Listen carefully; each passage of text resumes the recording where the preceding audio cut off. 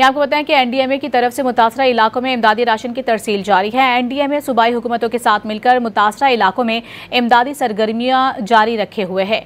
NDMA का पंजाब के 6 अजला के लिए इमदादी राशन की तरसील का प्लान है। एनडीएमए ने निजी शोबे और सनतों के ताउन से कौमी वसाइल को बरोए कार लाते हुए इमदादी कार्रवाइयाँ कर रहा है।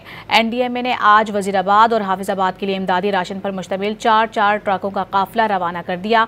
राशन बैग का वजन 46 किलोग्राम है, जिसमें 22 अशिया शामिल हैं। एनडीएमए नारोवाल, सियालकोट, चिन्यूट और झंग में भी इमदादी सामान भेज रहा है।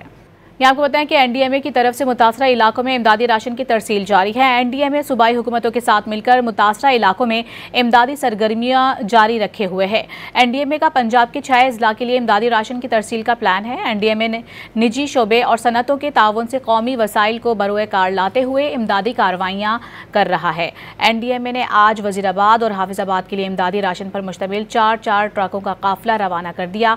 राशन बैग का वजन 46 किलोग्राम है, जिसमें 22 अशिया शामिल हैं। एनडीएमए नारोवाल, सियालकोट, चिन्यूट और झंग में भी इमदादी सामान भेज रहा है।